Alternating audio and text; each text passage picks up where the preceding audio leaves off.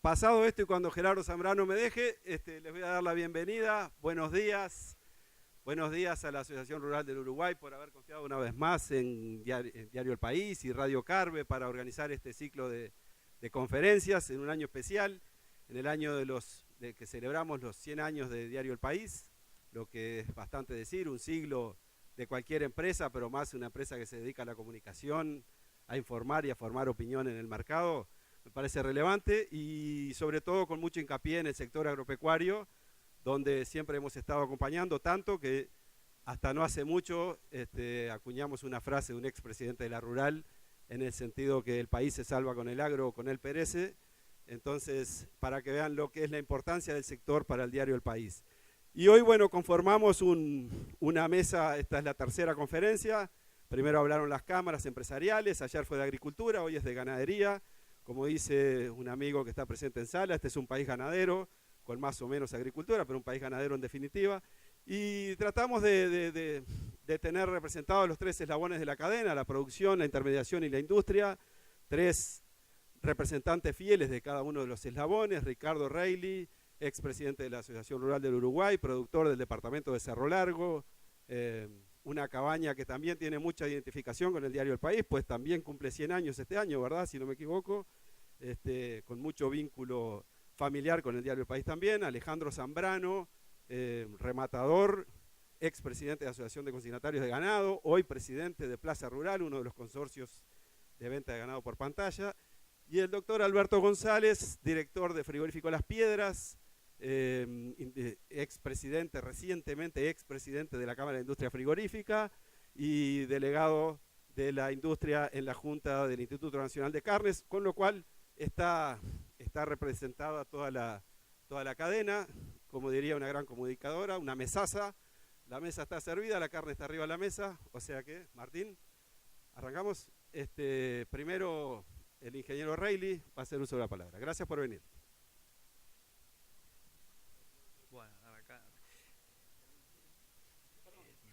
¿Qué una antes? Esteban. ¿Una pregunta antes de empezar, no? Una cosa les voy a pedir.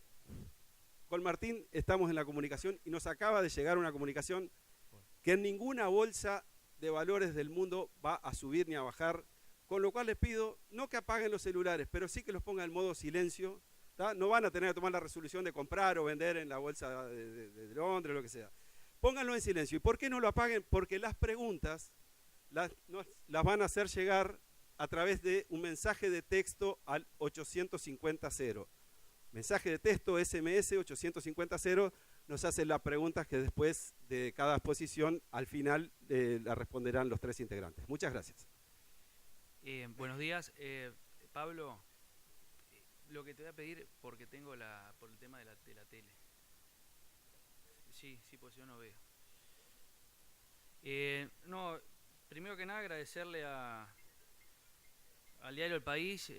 Justo acaban de pedirlo. Bueno, pues fue el presidente, así que no está.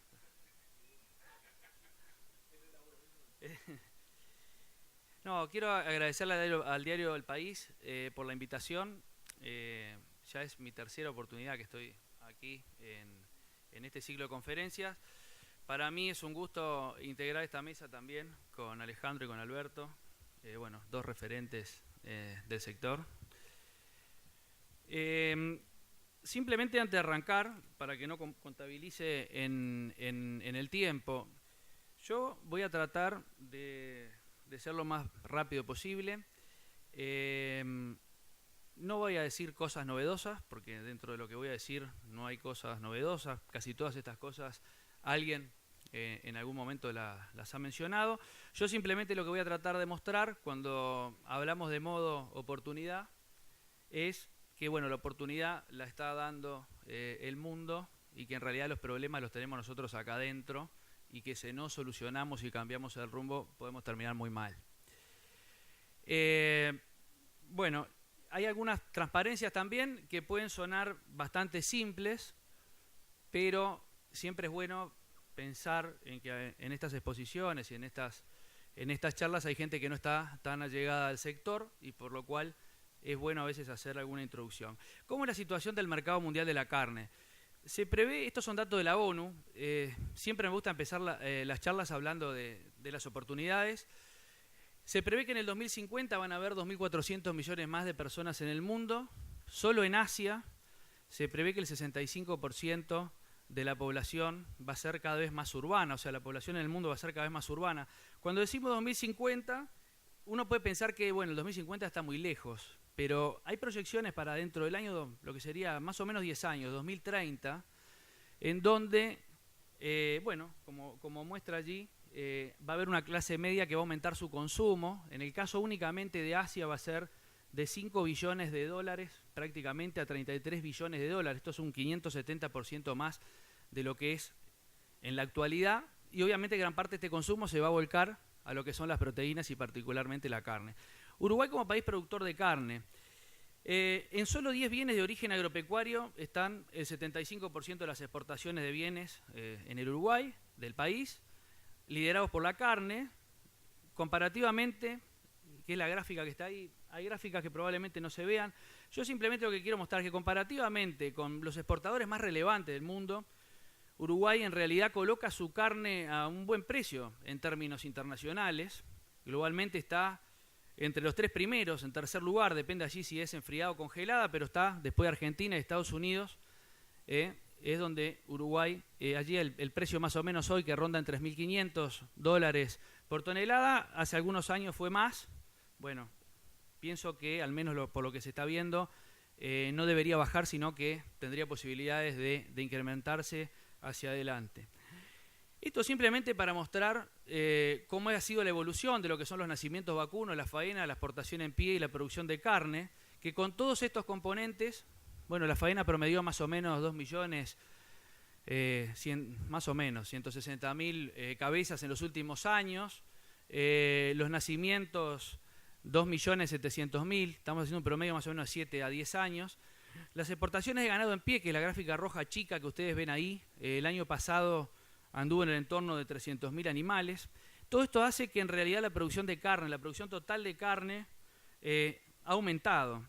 Y es la salvedad y el comentario que iba a hacer respecto, que se ha hablado mucho y también es un tema que está siempre arriba de la mesa, el efecto que para mí tiene en realidad la exportación en pie, que se trata de una demanda agregada para el sector criador, y yo entiendo que hoy se producen más terneros que de otra forma no existirían.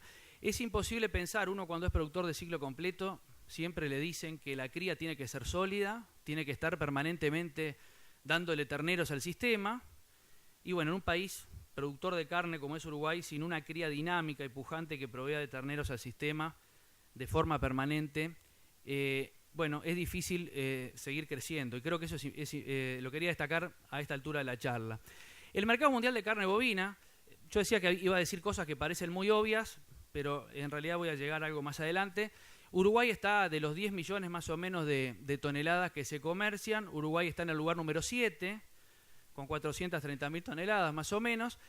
Y en el mercado mundial de lo que son los importadores de carne bovina, allí está Estados Unidos, depende si a China lo juntan con Hong Kong o China solo, pero en realidad lo que quiero mostrar, China como centro de la demanda mundial de alimentos en el mundo. Uruguay es el segundo proveedor de carne vacuna, después de Brasil, de China. Y en estos días se está hablando mucho de una posible guerra comercial entre China y Estados Unidos. Lo hemos visto incluso charlas que han estado dedicadas al tema de los granos. Y bueno, ya se empieza a hacer alguna futurología de cómo puede impactar esto dentro de lo que son las exportaciones de países como Uruguay. Hay mucha gente que está viendo oportunidades. Yo creo que tenemos que por lo menos ser cautos con los riesgos que esto puede tener.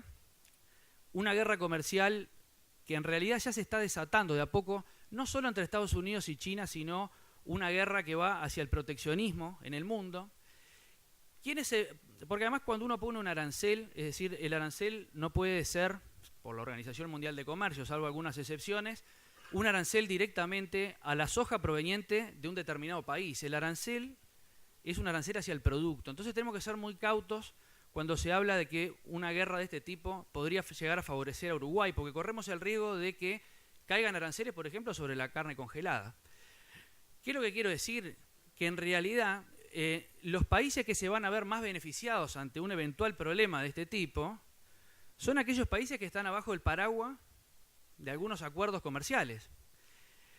Yo creo que Uruguay, voy a hablar más adelante específicamente de este tema, yo lo que quería mostrar acá es la concentración que tiene Uruguay en el mercado de China. Yo si estuviera en Cancillería hoy por lo menos estaría preocupado y mañana estaría firmando un tratado de libre comercio con China, por lo menos teniendo en cuenta todo el enfoque productivo y de exportador que tiene Uruguay hacia este mercado. En el caso de la carne ovina, China es el primer importador, Uruguay tiene otros mercados, sabemos que el mercado de Brasil es muy fuerte, pero también es un importante destino. Podríamos hablar de soja, de celulosa, de un montón de cosas. Yo creo que hoy es un riesgo muy grande que está corriendo Uruguay en quedar afuera de todos los tratados en los cuales se está quedando.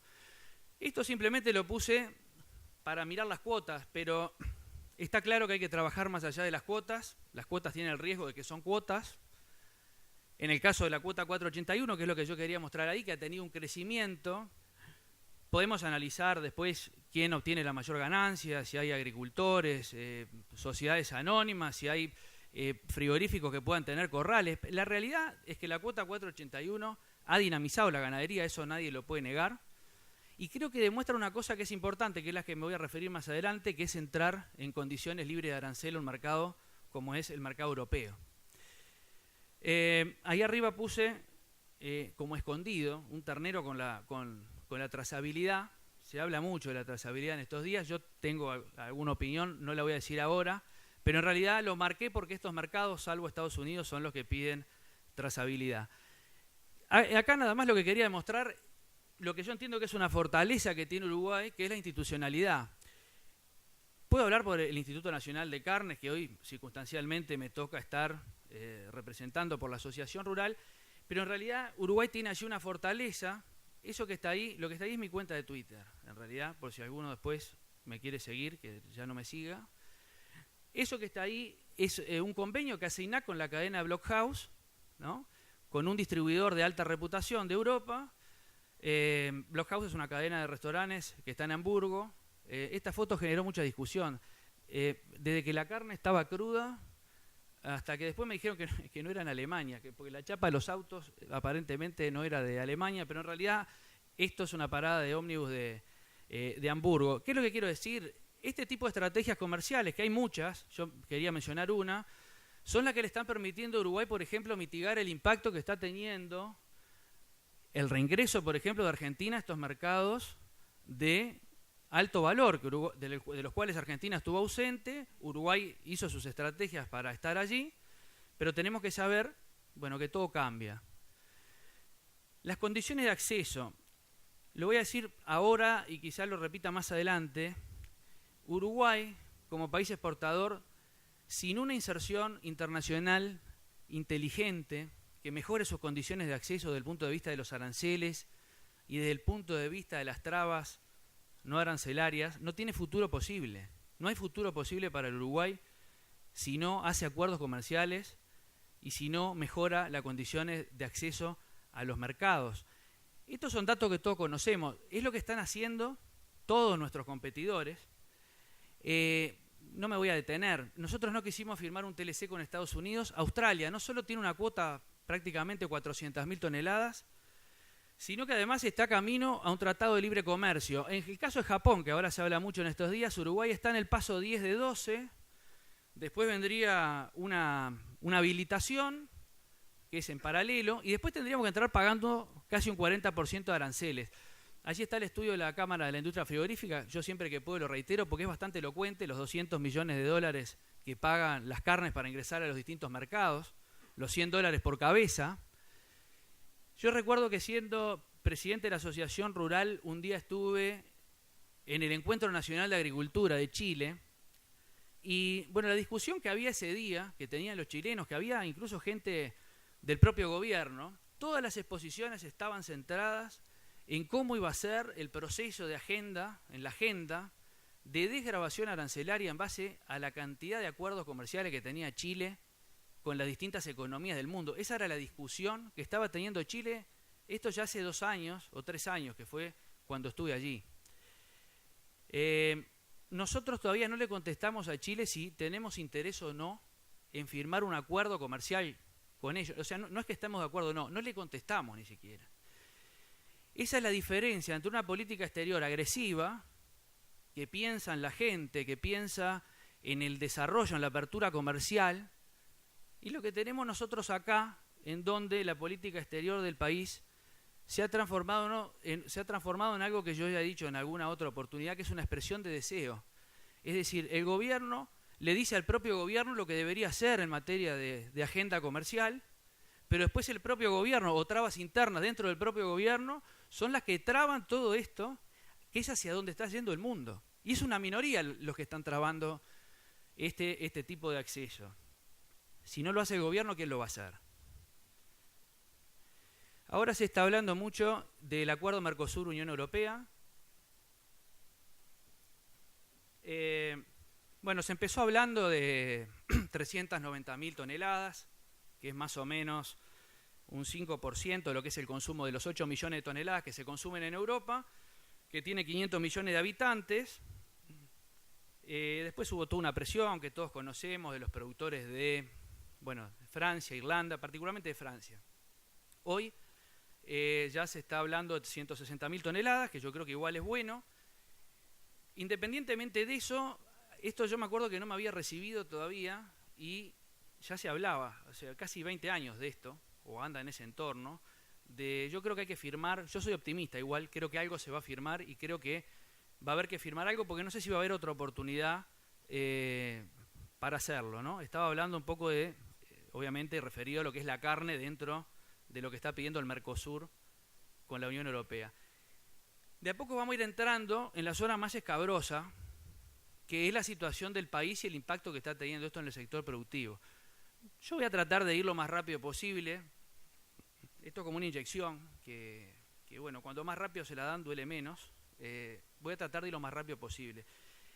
La situación del país es muy complicada y el impacto que está teniendo en el sector productivo es realmente complicadísima la situación.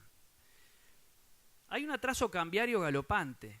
Si miramos las gráficas, yo no los quiero enredar con gráficas, pero son cosas que se desprenden de la realidad. El tipo de cambio real está en los niveles más bajos de los últimos 40 años. Todas las situaciones de esta naturaleza han terminado mal. Los propios datos del Banco Central están observando que también el tipo de cambio está por debajo de los fundamentos. La situación fiscal es cada vez más complicada. Es decir, 3,5% del PBI. El otro día escuchamos a un ministro decir que en realidad no le importaba el déficit fiscal, que a él le importaba a la gente. Lo que pasa es que no entendieron que para que le importe la gente le tienen que importar el déficit fiscal. Esto es como una empresa que está endeudándose y pidiendo plata y dice, no, para mí lo que me importa es la empresa. Lo que pasa es que algún día le van a cortar el financiamiento. Miren lo que es para llevarlo a cifra. No daría con todas las exportaciones de carne y todas las exportaciones de leche, de lácteos, carne y lácteos sumada para cubrir el exceso de lo gastado anualmente por el Estado, que es el déficit fiscal. Son más de 2.000 millones de dólares. Es mucha plata para Uruguay eso. Tenemos una economía que crece basada en el consumo y exportaciones, pero exportaciones que son remanentes de lo que han sido la cosecha de soja del año pasado, que fue una cosecha probablemente en la historia no va a haber otra igual.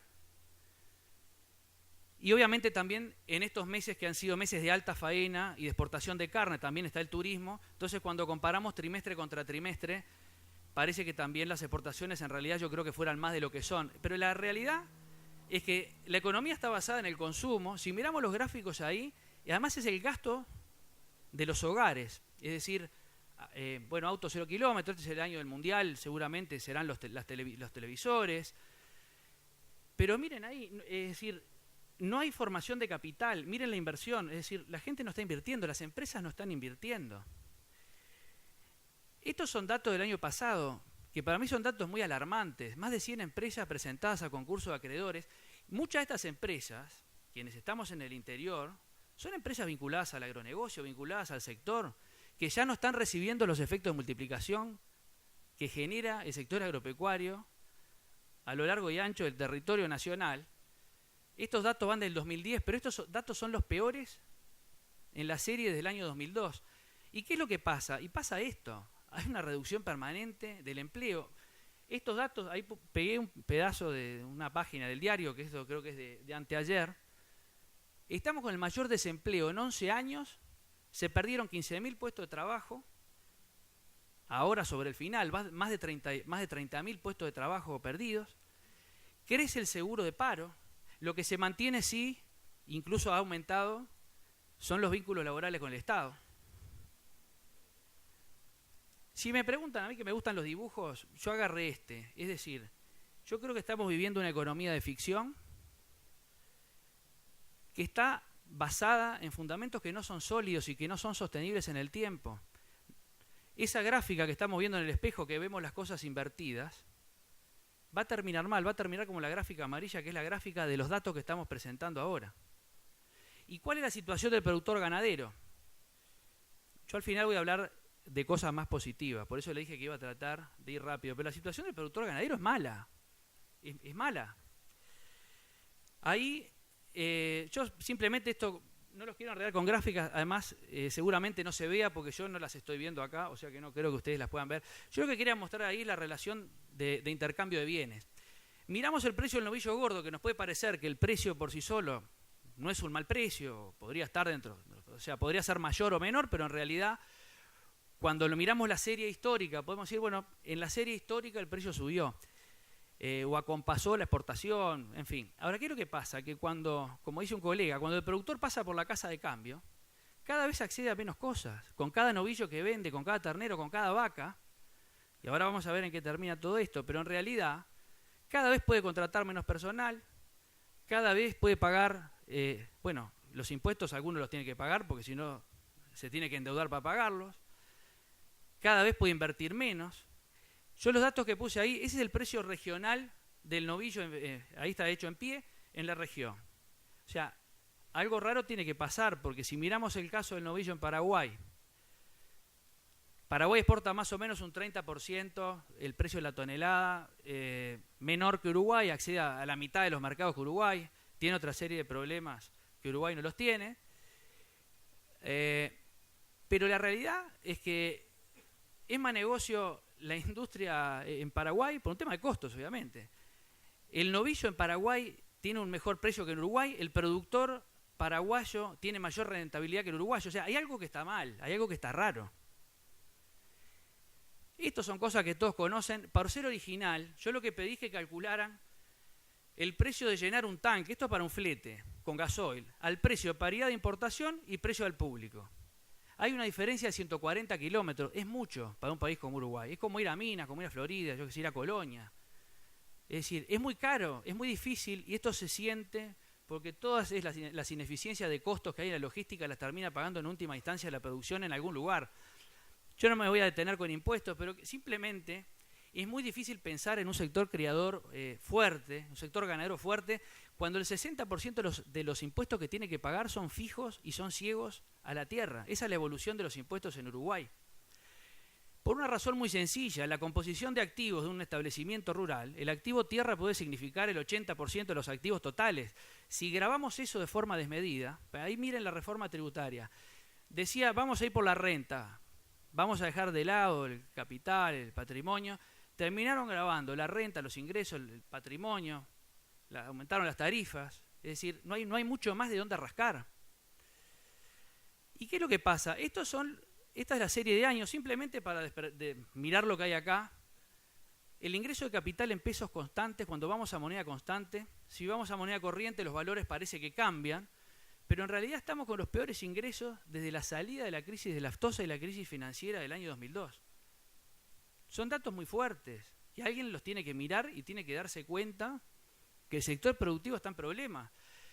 Cada año se precisan más hectáreas para vivir, para mantener una canasta familiar, para permanecer en el rubro. Casi 800 hectáreas en la cría, 460 hectáreas en la invernada.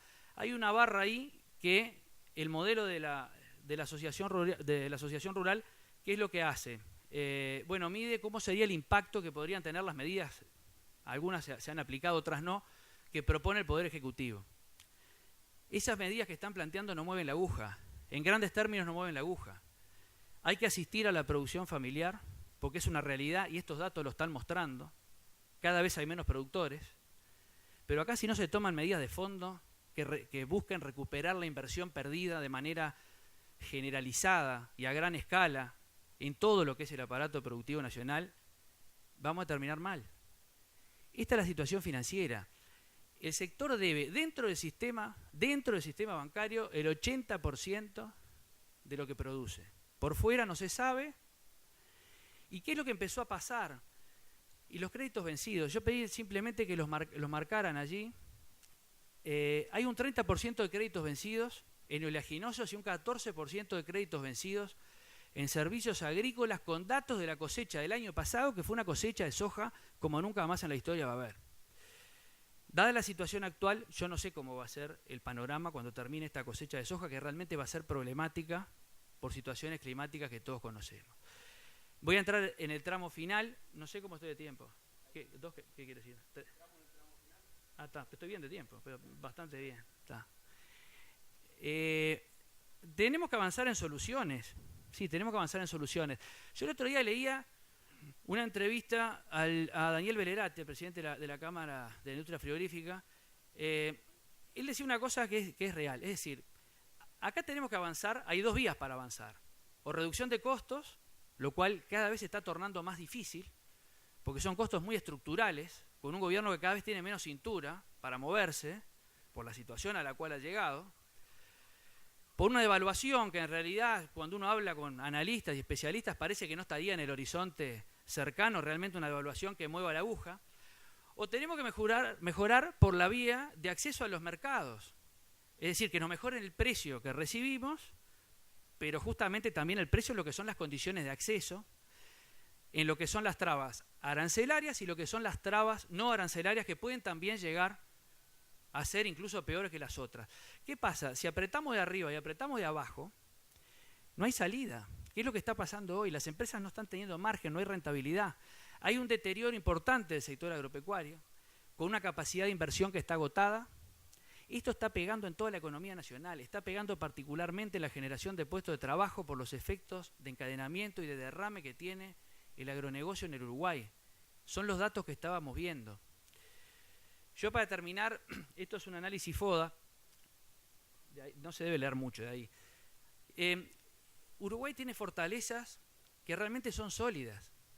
Es decir, Uruguay tiene una amplia disponibilidad de conocimiento a lo largo de todo el complejo de la carne, desde los productores a la industria, una industria actualizada, modernizada, pujante, con productores que han invertido en estos últimos años, que se han asociado con la agricultura, que han dinamizado prácticamente todos los indicadores. Tiene, bueno, el estatus sanitario, el acceso a los mercados, genética de calidad reconocida. Hemos ido congreso, acá sé de los congresos de todas las razas del mundo. El mundo nos ve como un país proveedor de alimentos seguros y de alta calidad desde la base genética hasta el consumidor. Tenemos una institucionalidad que en el caso de las carnes es una institucionalidad fuerte. El Instituto Nacional de Carnes lo han tratado de imitar en varios países competidores y no han podido. Habrán llegado a cosas parecidas, pero no han podido hacer algo que se asemeje bastante a lo que es el Instituto Nacional de Carne y su función. Las oportunidades las está dando el mundo, depende de nosotros si las vamos a aprovechar. ¿Cuál es el problema? Que las debilidades que tenemos están muy marcadas y están muy arraigadas y son muy estructurales. Los altos costos de producción, como decía hoy, están muy difíciles de mover, salvo por la vía de una devaluación, que eso es algo que aparentemente no estaría en puerta en el corto plazo, según los que dicen analistas. Hay un negocio muy bueno en Uruguay, que es la emisión de letra de regulación monetaria. Habría que ver qué pasa si eso cambia. La actual, en realidad, las políticas públicas hoy no son políticas que estén fomentando la inversión productiva. La actual situación de nula rentabilidad en la agricultura va a pegar. Yo no quiero hablar de agricultura hoy, pero en el sector ganadero va a terminar pegando también. Y esto se va a ver en el tiempo, porque es una situación climática sumada a una situación problemática desde el punto de vista de los márgenes y desde el punto de vista del financiamiento. Y las demoras y las trabas comerciales que tiene, las demoras y las trabas que tiene el gobierno para concretar acuerdos comerciales con terceros países realmente asombra. Un país como Uruguay no se puede dar ese lujo. ¿Qué es lo que más me preocupa igual? Además que no está escrito ahí, que yo veo un gobierno carente de liderazgo en los principales temas que hacen al país, falto de respuestas contundentes. Cuando hablo de respuestas contundentes, hablo de respuestas que realmente entiendan la problemática y vuelvan a devolver la inversión productiva a todo el aparato productivo nacional. Cuando uno va con todo este planteamiento, cuando aparecen las movilizaciones que aparecieron en enero, autoconvocados, un solo Uruguay, el trabajo de las gremiales, y la respuesta más fuerte que se escucha del gobierno es que el problema, parece que no nos habíamos dado cuenta, que estaba en el costo del alquiler de los campos. Si realmente piensan que eso es así, vamos a terminar mal. Tenemos la posibilidad de trabajar en modo avión, que es cuando en el celular ponemos modo avión, ponemos un candado en la portera y retrocedemos en el tiempo. O la ganadería yo creo que tiene la posibilidad, porque nos están dando esa posibilidad desde afuera, corrigiendo los factores internos y trabajar en modo oportunidad. Muchas gracias.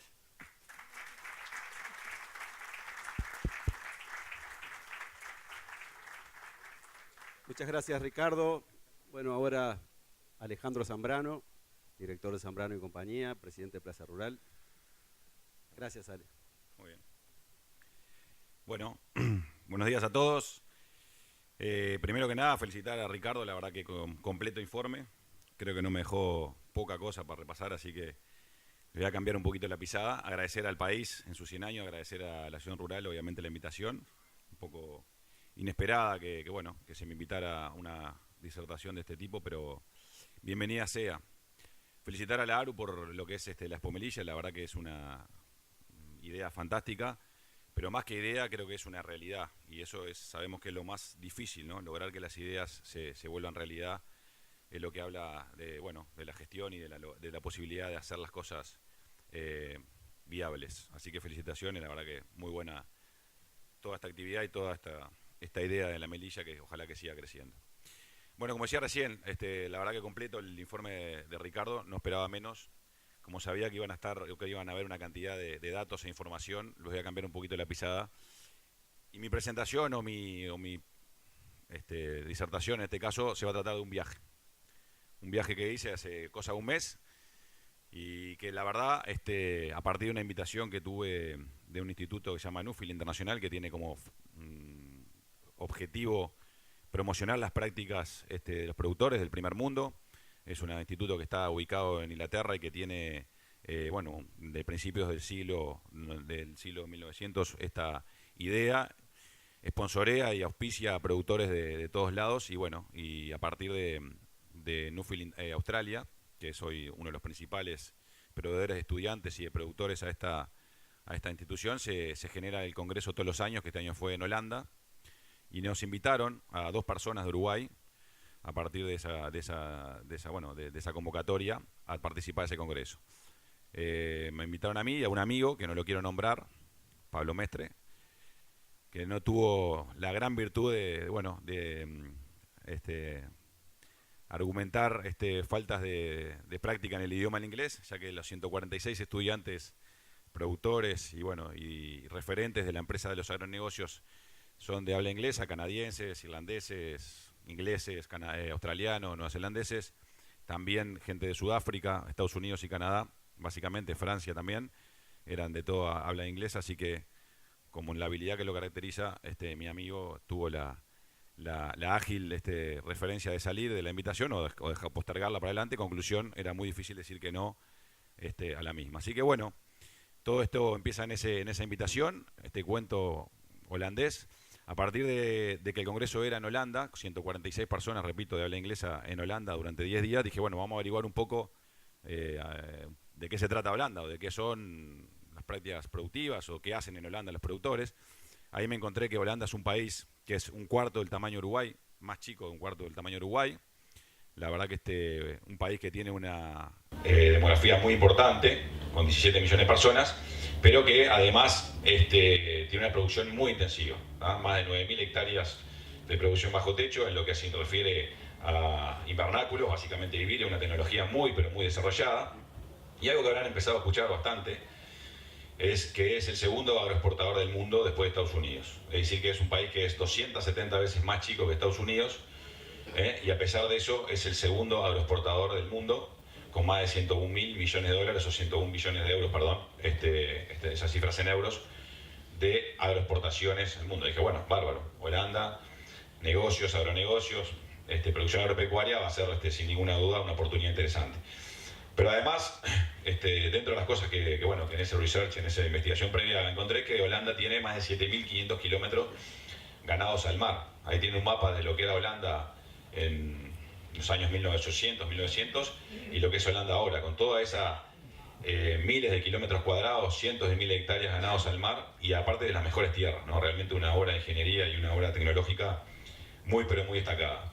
Con todos esos elementos y ya comprometido a ir a esa actividad durante 10 días, dije, bueno, esto va a ser sin ninguna duda una gran oportunidad para hacer ese contraste, permanente que hacemos entre cada vez que salimos, entre lo que pasa en Uruguay y lo que pasa afuera, ¿no? Dije, bueno, vamos a prepararnos para esta experiencia, estos 10 días, con toda esta cantidad de productores del primer mundo y la verdad que el desafío parecía interesante y con algo de optimismo me fui para allá. El segundo día me quería volver. Ya estaba acordado, bueno, por supuesto que me acordé mucho de mi amigo, acá presente, y de su familia, y empezando a ver cómo hacía para volverme, a ver cómo zafaba de ese compromiso. ¿Pero por qué?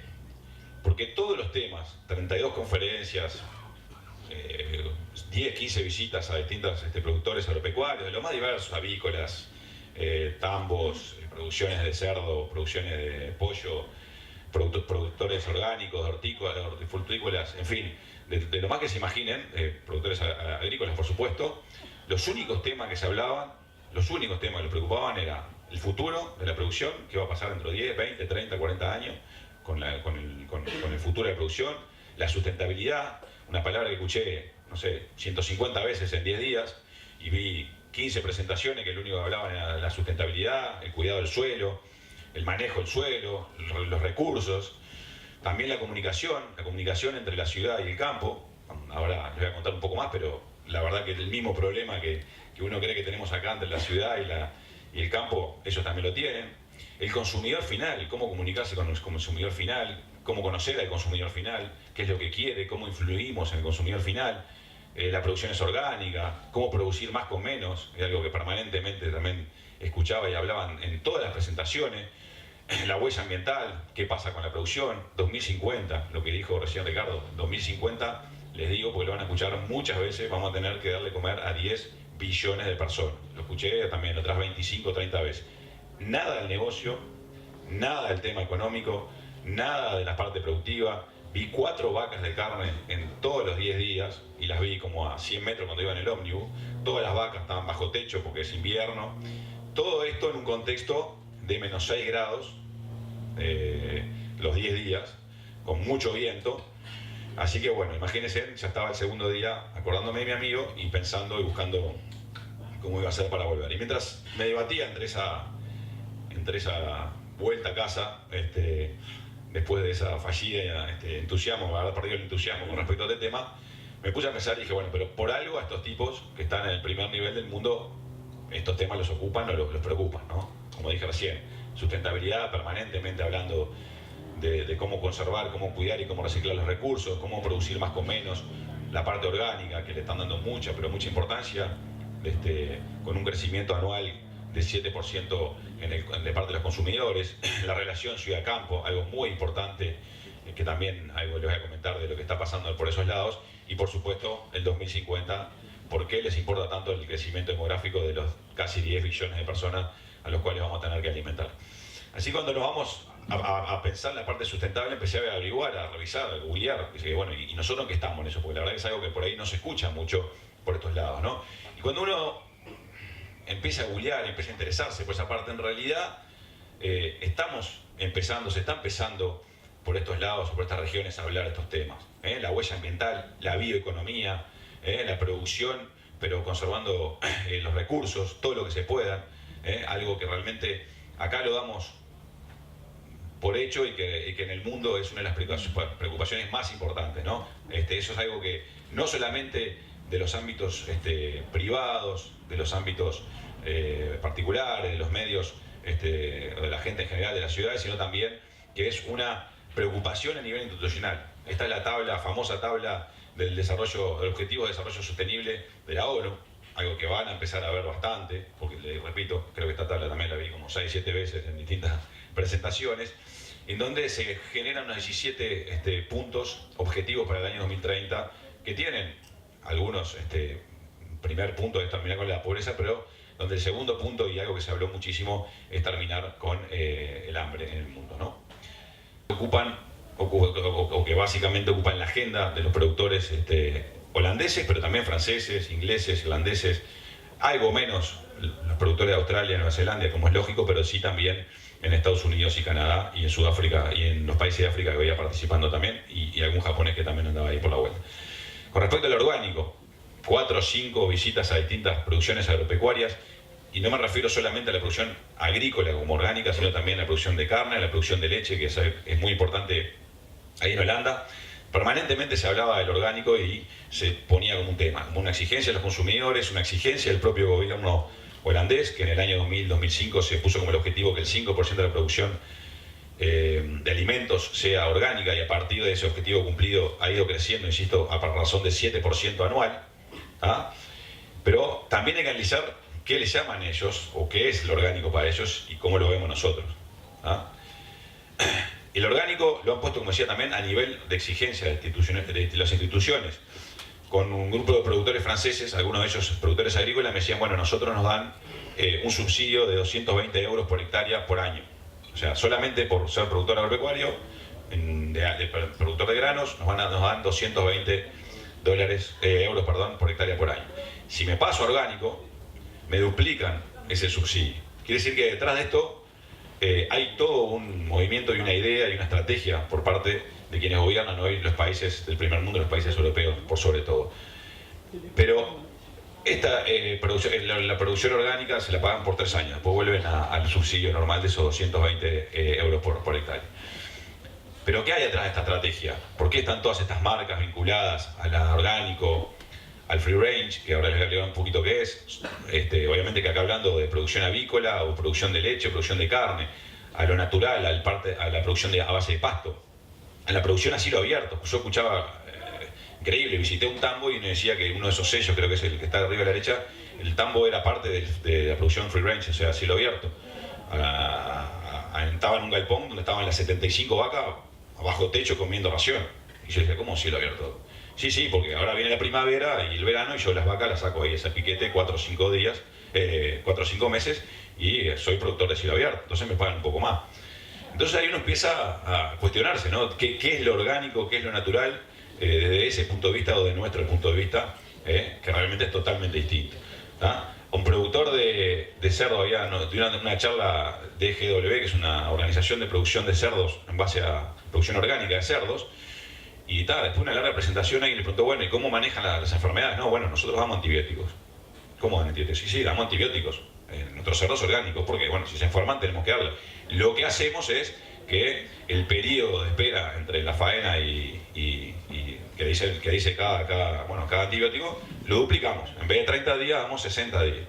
Conclusión, con esa práctica, el criador de cerdo era un criador de cerdos orgánicos. Algo que acá realmente no sé si nos toca a nosotros, que las exigencias son mucho más altas, que es muy probable, pero bueno, esa es la historia, como todos estos sellos y todos estos temas naturales, aunque hay algún sello en Nevarer, que es obviamente de Uruguay, lo están empezando a ver. Entonces, empecé a dar cuenta que por eso es importante todos estos temas, porque están abocados los productores del primer mundo y sobre todo Europa a cómo cuentan la historia, a cómo manejan la relación con el público, con sus consumidores, con la gente que es, en definitiva, el cliente del productor, no solamente los productores, obviamente que productores a partir de la exigencia con las empresas vinculadas al agribusiness, en fin, con instituciones.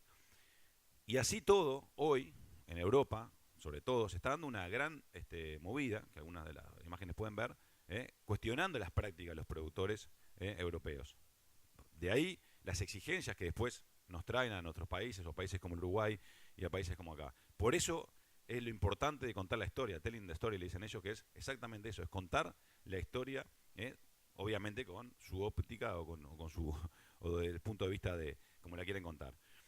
Tanto es así que este tema con respecto a la comunicación con los consumidores y con el público en general también estaba ocupando mucho la agenda de esa semana o esos 10 días que estuve ahí, ¿no? Hablando permanentemente de cómo llegar al consumidor, cómo llegar a estas ONGs o ambientalistas que muchas veces cuestionan estas prácticas. Y realmente en Holanda pasaba. Una de las presentaciones que se hicieron en el principio de la semana se trató de la Holanda posguerra, post-Segunda Guerra Mundial. ¿Ah? En Holanda los nazis ocuparon casi 4 años los Países Bajos y en definitiva se llevaron a los campos de concentración y mataron aproximadamente unos 102.000 holandeses. Pero lo peor no fue eso, lo peor fue la salida de los nazis, donde dejaron desmantelado el aparato productivo de alimentos y vino las hambrunas más grandes que tienen recuerdos, por lo menos que se acordaban ahí en Holanda y en Europa. ¿Tá? El productor agropecuario, el farmer holandés, fue héroe de la posguerra, recibiendo y dándole comer a cientos de miles, millones, se estima en millones de personas salvadas a partir del esfuerzo, del trabajo de los productores holandeses, entre ellos una cantidad de niños que fue donde se hizo foco y donde se recibían en distintas granjas y en distintos establecimientos a lo largo y ancho de Holanda. Entonces uno se pone a pensar y dice, ¿cómo no vamos a tener esa brecha, esa discusión entre la ciudad y el campo cuando en un país como Holanda, en menos de una generación, un productor agropecuario pasa de ser héroe sin haber matado a nadie, al revés, habiendo salvado millones de vidas, y dentro de la misma generación pasa a ser cuestionado, señalado por sus prácticas y por las prácticas de los recursos para producir alimento, ni más ni menos. Imagínense si fuera, no sé, con otros objetivos el negocio del productor en general.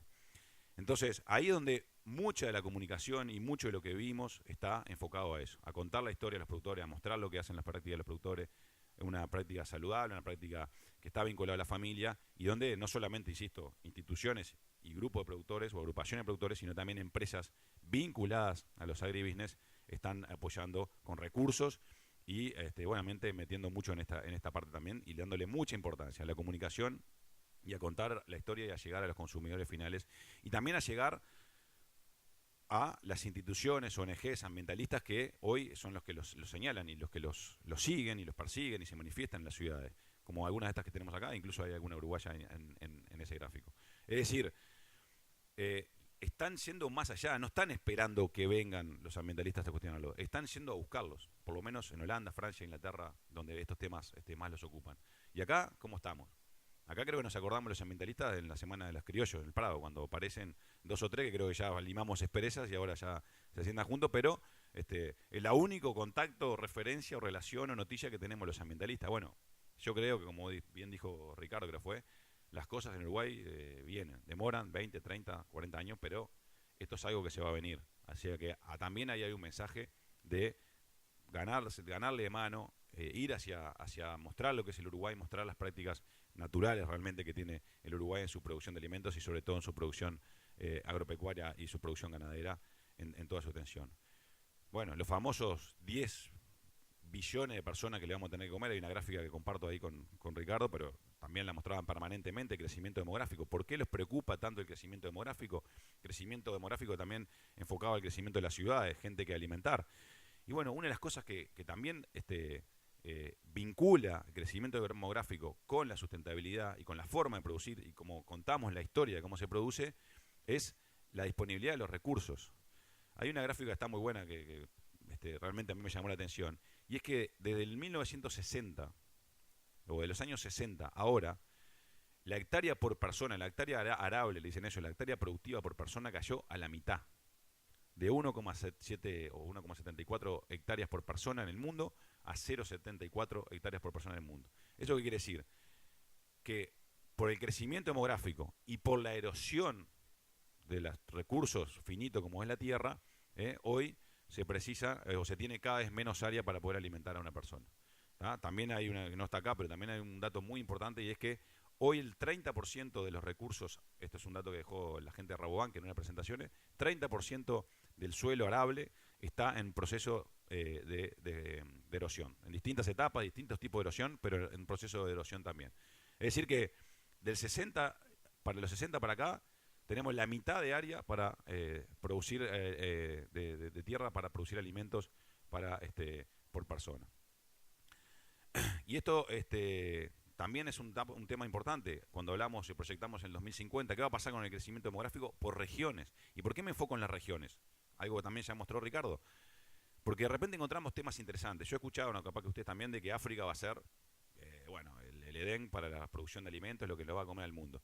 El crecimiento demográfico esperado de África es impresionante.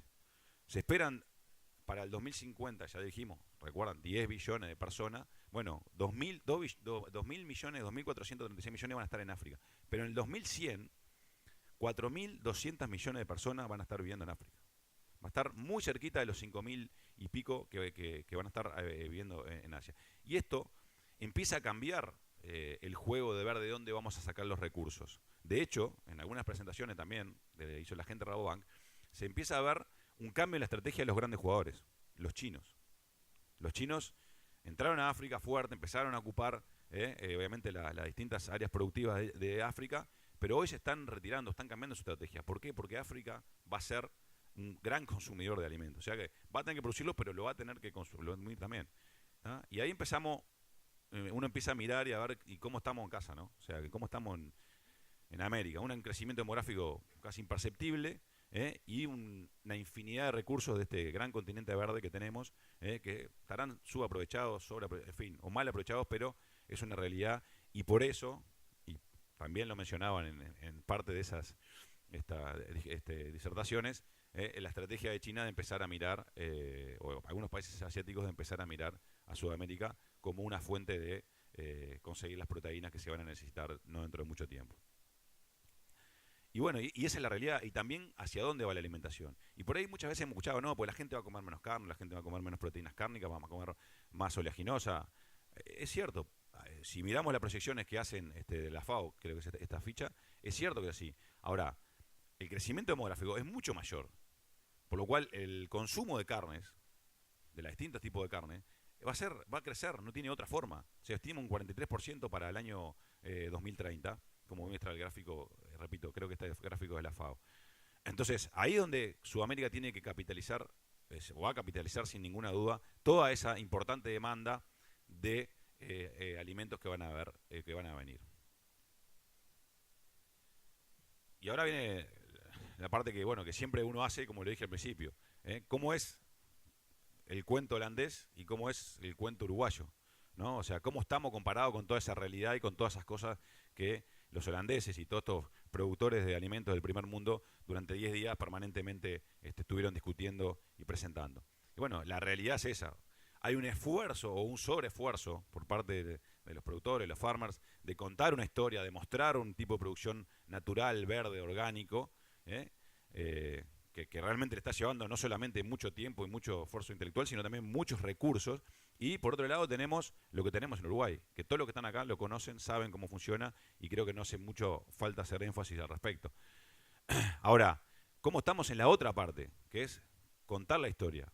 ¿En cómo estamos en eso? Yo creo que hay un muy buen trabajo que hace sobre todo la gente de INAC, que hacen los institutos vinculados a la producción de alimentos, en cuanto a contar la historia del Uruguay verde, del Uruguay natural, pero enfocado desde qué punto de vista. Se van a las ferias, se hacen, participan de los congresos, se muestra este tipo de producción, se insiste dentro de las posibilidades, pero yo creo que hay mucho más para hacer. Un país que tiene los consumidores, ¿dónde? Y bueno, si hablamos de que el 70% aproximadamente de las producciones cárnicas se exportan, quiere decir que nuestros consumidores están afuera, no están a nivel local, que sería mucho más fácil o mucho más directo la posibilidad de comunicar. Entonces, creo que el Uruguay, o en general la gente que estemos vinculados a los negocios, tendríamos que empezar a tratar de ver cómo hacemos para llegar a esos consumidores y mostrarles Uruguay. No tenemos que hacer mucho esfuerzo en contar porque, vuelvo a insistir lo mismo, el Uruguay tiene las condiciones y las prácticas productivas que hoy el mundo les exige a los productores de todo el mundo. ¿Ah? Es decir, no tenemos que hacer mucho esfuerzo. Lo que sí tenemos que hacer es llegar a los consumidores, y si los consumidores están afuera, obviamente que esa parte es más difícil, incluso con algunos problemas hasta culturales, donde vemos que nuestro principal mercado son los chinos. ¿Cómo hacemos para contarle la historia a un chino que tiene otra cultura y otros problemas y otras cosas en la cabeza para decirle que vamos hacia algo verde? Lo que sí les digo es que toda la gente en general coincidiendo de que el consumidor cada vez está más enfocado hacia las producciones verdes naturales, el bienestar animal, les comentaba recién, y vimos ahí alguna gráfica de la producción avícola de free range, que quiere decir que las gallinas son libres, o no están en jaulas. Me decía un productor de gallina, bueno, yo lo voy a hacer porque hay un consumidor que quiere comprar los huevos de la gallina feliz, y paga €0,5 más por comprar los huevos de la gallina feliz. ¿Y por qué lo hace? Y lo hace porque se siente que es una forma de generar un aporte, se siente bien consigo mismo, decir, bueno, yo pongo €0,5 más y sé que estoy ayudando al medio ambiente, estoy ayudando a las futuras generaciones a preservar las fuentes de alimento y las formas de producción, como esas fuentes van a tener, preservar los recursos que tenemos. Y creo que eso ahí es donde se generan oportunidades sin ninguna duda muy importantes. Y hablábamos recién de la estrategia. ¿Qué hacen permanentemente los productores de esos países que tienen que, de vuelta, hacer un esfuerzo para contar la historia de cómo producen naturalmente? Y bueno, tratan de llegar con su mensaje al consumidor final. Y nosotros, como ya lo vimos, 70%, 69% más o menos de nuestros consumidores están afuera, están en el exterior, porque es donde exportamos nuestra carne. Entonces ahí creo que hay realmente que intentar, o habría que buscar una forma de llegar con recursos, que sabemos que en algunas de las instituciones están, las posibilidades, con mensajes, llegando a través de repente de medios de esos países, contar la historia del Uruguay, mostrar la historia del Uruguay, que es bastante más fácil que tener que armarla y contarla. Y que el consumidor sea el que le exija después a la cadena, el que cinche la cadena, exigiendo los productos que tenemos para ofrecer, exigiendo esos productos verdes, exigiendo esos productos naturales, de animales que son criados a cielo abierto realmente, que realmente son animales felices, por decirlo de una manera. Con el consumidor local, como ya lo dije, es más fácil, es más directo. Los propios productores somos muchas veces consumidores finales, entonces en casa es más fácil contar la historia. Lo difícil es llegar afuera, y sin ninguna duda que eso va a llevar muchos recursos, mucho tiempo, mucho trabajo, pero créame que es hacia donde están tratando de ir los productores de alimentos en general en todo el mundo. Resumen, Uruguay es sostenible per se. Esa fue la conclusión, por lo menos que yo llegué hasta el momento. Que pueda cambiar, que sea producto del subdesarrollo, que no llegamos a los niveles de producciones holandesas, que sea el motivo, lo que quieran. Ahora, por un motivo o por otro, obviamente que quizás no sea una estrategia específica del país, no sea algo pensado hace 100 años, pero hoy tenemos lo que muchos productores, sobre todo en la producción agropecuaria, y cuando hablo de la producción ganadera, hablo de lechería, de producción de carne, de producción de lana, también por supuesto, pero es lo que mucha gente quiere llegar. Uruguay es sostenible per se, sin esfuerzo. O sea, hoy es como producimos. Eso es lo que uno también le empieza a contarle, y la gente de otros países realmente reconoce y valora, y créanme que no tienen ni idea, porque primero hay que mostrarle dónde queda Uruguay, cosa que es muy difícil y muy complicada. Pero si a eso le agregamos algo que realmente también está instalado en los mercados hacia donde colocamos, que el Uruguay es creíble, porque la verdad, la producción uruguaya de alimentos es creíble, las instituciones son creíbles, las certificadoras, las industrias frigoríficas del Uruguay y las instituciones, como dije recién, son creíbles. Estamos a, 2 pasos de que el mercado, o el mundo en el mercado más exigente del mundo, haga una excepción con Uruguay, porque lo que estaría haciendo Japón si abre nuestras carnes es hacer una excepción, comprar carne de un país que es libre de aftosa con vacunación, no sin vacunación.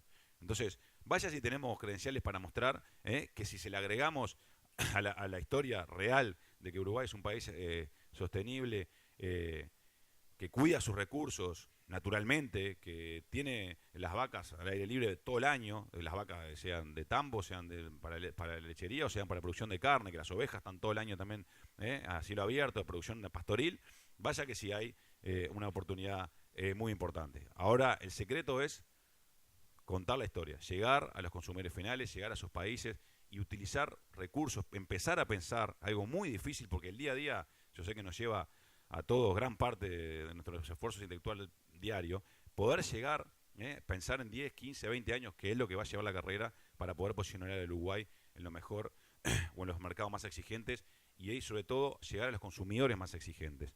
Los consumidores, las nuevas generaciones, que son las que están viniendo, cada vez exigen, porque los educamos así, se han educado así, en el cuidado del medio ambiente, en aplicar prácticas sustentables, como decíamos recién, y consumir, sea alimentos, o sea vestimenta, o sea lo que sea, artículos que vengan de cosas que han sido cuidadosamente producidas o cuidando el medio ambiente. Entonces, también lo hablaba con un productor de tomates de Japón, que empezamos a hablar de la posibilidad de que Uruguay accediera a ese mercado. Me decía, no, todas las nuevas generaciones, está muy bien con el guayo, es una carne muy cara, muy valiosa y muy, muy buscada. Ahora, las nuevas generaciones de japoneses están pensando en consumir productos naturales, en consumir carne de pasto. Bueno, si esta oportunidad, que ojalá así sea, se da en la segunda mitad del año, creo que también hay que tratar de hacer llegar el mensaje y mostrar algo más lo que es Uruguay. Así que eso es todo lo que tenía para decir. Muchas gracias. Gracias, Alejandro. Los invito a todos ustedes que evalúen si valió la pena haber estado 10 días ahí gracias a un amigo. Doctor Alberto González, por favor. Bueno, muchas gracias. Gracias a todos ustedes por estar presentes en esta charla. Esperemos hacer algún aporte desde el ángulo de la industria para ver de qué forma concebimos el complejo ganadero y qué perspectivas le vemos al complejo ganadero para el futuro. No sé si próximo o más lejano, pero el futuro. Agradecerle a Diario El País, Radio Carve, a la Asociación Rural del Uruguay por tenernos aquí en Melilla, en esta casa, y habernos invitado. La verdad que no es fácil, para nada fácil, después de las dos charlas que tuvimos con nuestros antecesores, agregar, aportar cosas que sean realmente, yo diría, no tantos números, pero sí cosas que en lo conceptual podamos vislumbrar cómo tenemos que movernos para que nos vaya mejor, qué objetivos perseguimos. Ustedes saben que se habló de la dicotomía, que lamentablemente el concepto de dicotomía que hay en nuestro país entre el campo y la ciudad. Remarcaba muy bien Alejandro lo que él había visto en Holanda, un país totalmente integrado entre el campo y la ciudad, y para nosotros un tema muy de momento es que estamos viendo agudizado esa dicotomía entre el campo y la ciudad. Eso no es para nada bueno en un país que tiene la obligación de salir con un producto como la carne, porque sí, aquí no vamos a comer más carne, todo lo contrario, vamos a comer menos carne quizás. No somos tampoco de un crecimiento demográfico importante, Uruguay, o sea, de aquí al 2050 vamos a seguir siendo los mismos 3.500.000. No tenemos el problema de los 10.000 millones. Quiere decir que tenemos que pensar con una mente con mucha apertura para ver cómo ingresamos a nuestros consumidores. No estamos acá los consumidores de la carne, están afuera. Uruguay, ¿alguien lo conoce en el contexto internacional por su carne? Mentira. Nadie lo conoce por su carne. En ningún país, ni siquiera, te diría que un país en el cual se puede llegar a conocer es Israel, pero muy poco. Y algo en Europa recientemente por la cuota 481. Tampoco por el Hilton ni todo eso que nosotros hace 30 años que venimos estando en el mercado. No nos conocen. ¿Por qué? Porque nuestra carne es comprada por un operador, que será un importador o un distribuidor, y jamás llega al consumidor final con un logo, con un distintivo que diga carne uruguaya. Es reprocesada y ahí es como llega a la mesa. Quiere decir que ahí tenemos un gran trabajo por delante, que lo está desarrollando el Instituto Nacional de Carnes como institución por ley desde allá desde 1985, tienen dentro de sus cometidos la promoción y el marketing de nuestras carnes. Y lo está realizando, yo diría, con muy buen suceso. El instituto tiene, no solo ese es el único cometido que tiene, sino también el cometido de informar, el cometido de fiscalizar y controlar la actividad, sobre todo de la industria frigorífica. O sea, después de que el producto se transforma en carne, después de que el novillo se transformó en carne. Pero el instituto está realizando un trabajo de marketing y un trabajo de promoción muy importante a nivel mundial. Pero ¿qué pasa? Tenemos que tratar de nosotros tener mejor inserción a nivel internacional. Uno de los grandes problemas que nosotros estamos teniendo para un ulterior desarrollo o crecimiento, que yo le decía a ustedes que yo le iba a dar la óptica de la industria, así como tal, no solo la óptica daré, sino también las necesidades daré, porque creo que también es importante conocer las necesidades dentro del eslabón de la cadena cárnica. Nosotros no tenemos una inserción muy, yo diría, agresiva en los diferentes mercados. Sí tenemos un reconocimiento a nivel internacional en materia sanitaria, y sí sabemos, eso lo sabemos nosotros y también importadores, operadores del mercado, Uruguay cuenta con una base genética que es invalorable. Y esa es una de las grandes virtudes que tiene la carne uruguaya. Y saben qué es lo más importante también, porque quizás el baluarte más importante de la ganadería en Uruguay es de perogrullo. Somos un país ganadero. Ustedes miran la geografía, la topografía, el clima, salvo con esto del cambio climático que puede afectar un poco. Pero es perfecto, lo decía hoy Alejandro, increíble ver aquellas vacas allá a menos 6 grados, en invierno hay que tenerlas encerradas, en Estados Unidos pasa lo mismo, no hay ningún país, salvo Nueva Zelanda, que se adapte perfectamente a la producción ganadera como nosotros. Eso es invalorable. Nosotros podremos terminar siendo, no sé, digo yo, podremos terminar siendo un gran monte de eucaliptus, pero no es el Uruguay que todos queremos, ni mucho menos. Pero se adapta ideal a la producción ganadera, ya sea carne, leche o lana. Entonces, esa es la condición más importante que tenemos. Parece que nosotros quisiéramos torcer la realidad y crear al Uruguay agrícola, al Uruguay se nos da un tiempo, pero un tiempo determinado, mientras los mercados lo permiten, mientras la sustentabilidad lo permite. Tiene que haber un montón de factores para que se instaure una actividad con un crecimiento sostenido. La única actividad que soporta y soportó 400 años nuestro país es la ganadería. Por lo tanto, ahí tenemos, ¿saben qué? Para mí tenemos la mitad de la batalla ganada. Después viene cuando nos metemos nosotros a actuar.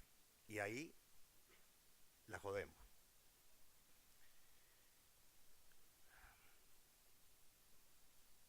Si dejáramos solito nuestro país produciendo vacas y vendiéndolas de alguna manera, andaríamos bárbaros, mucho mejor.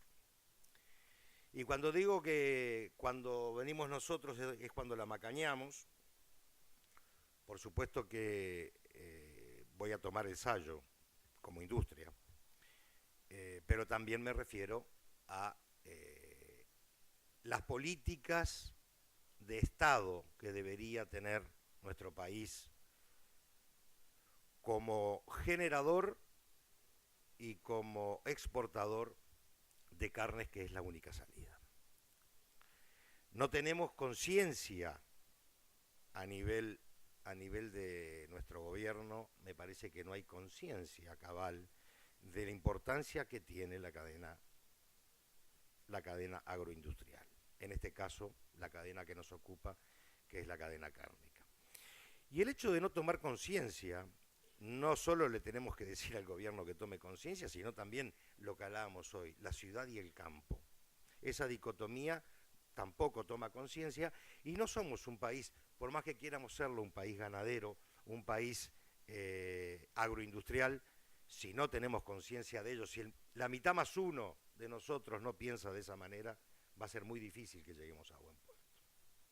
Y cuando hablábamos de la inserción internacional, bueno, evidentemente que hemos visto pasar un montón de trenes. Creo que fue así que se dijo, el tren pasa una sola vez. Bueno, pasó el tren de hace 10 años con un tratado de libre comercio con Estados Unidos que hoy nos estaría permitiendo, en materia de carnes, usufructuar de las mismas condiciones que está usufructuando Australia. Casi nada. Australia es, lo mencionaba hoy Ricardo, 400.000 toneladas de cuota hasta el año 2020. Después, irrestricto. Irrestricto, cero de arancel. Nosotros tenemos 20.000 toneladas y tenemos que agregarle un 26,4% por cada tonelada extra que se exporta. Ustedes saben que Estados Unidos se está llevando 50.000 toneladas de carne. Quiere decir que hay 30.000 toneladas que están pagando el 26,4% de arancel. Todos los años. Esa inserción es la que tenemos que reclamar. Esto hace 10 años que hubiera pasado. No pasó. Ahora estamos con el Tratado de Libre Comercio con Mercosur, Unión Europea. Bueno, ya no es un tratado de libre comercio solo, somos un bloque regional. Ya eso, en lugar de aportar, yo prefiero tratados de libre comercio solo el país. Pero en este caso es imposible, inviable. Tratado de Libre Comercio Unión Europea-Mercosur, otra instancia vital para el futuro ganadero del Uruguay. Nosotros no tenemos chance, tenemos una amenaza constante. Estamos ingresando a Europa bajo dos formas. Las 6.376 toneladas de cupo Hilton que tenemos de hace 30 años, y con 12, 13.000 toneladas que estamos ingresando de cupo 481,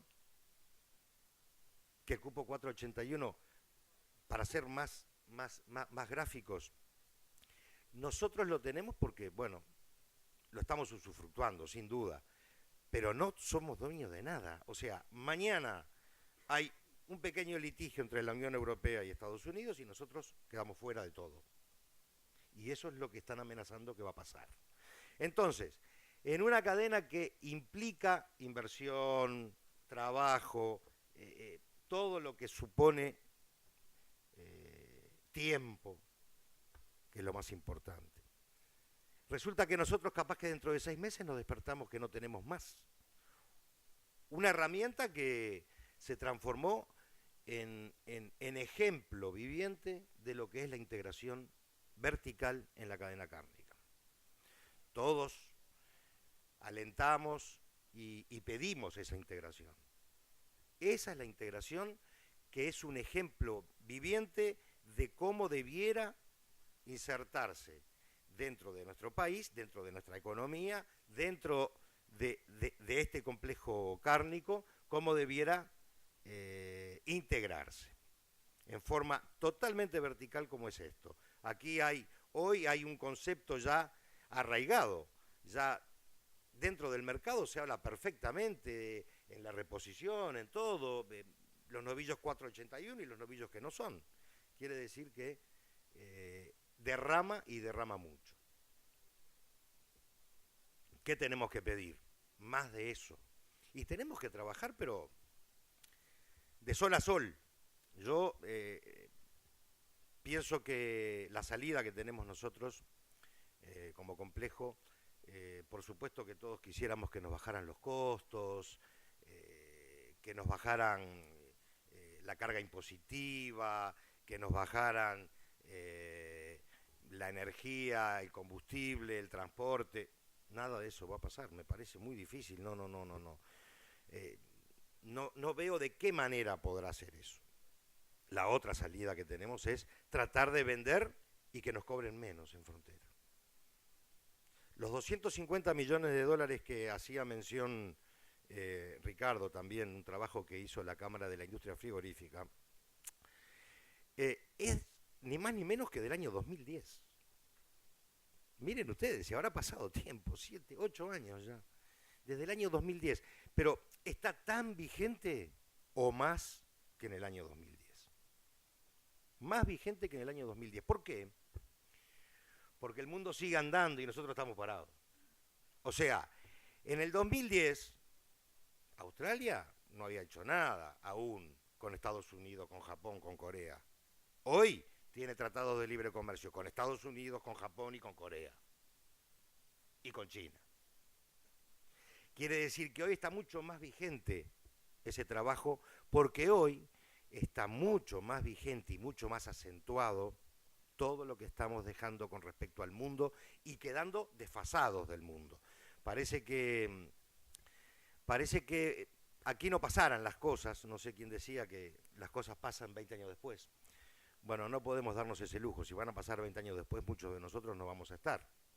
No digo porque tengamos capaz que no estemos vivos, no, digo que no estemos vivos y sueltos y sanos, porque me parece que nos va a ir muy mal y que no haya sensibilidad de ello. A mí me consta que el gobierno cuando asumió esta administración, y todos, creo que todos lo vieron y lo notaron, un esfuerzo, un trabajo importante de Cancillería para que esto surgiera, para que esto saliera.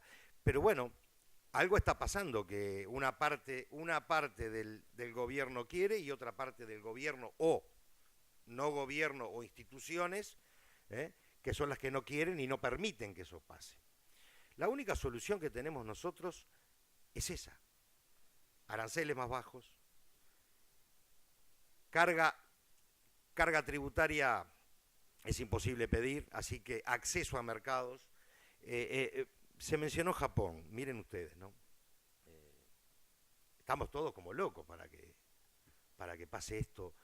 Y la verdad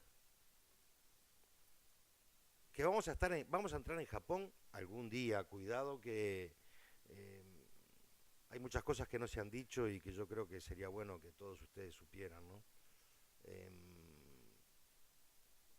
Está en conocimiento nuestro de que estamos en el paso 10 de 12 pasos, pero lamentablemente hay otra cosa muy importante, y es que para que Japón autorice el ingreso de carne uruguaya, que es libre de aftosa con vacunación, se necesita una ley.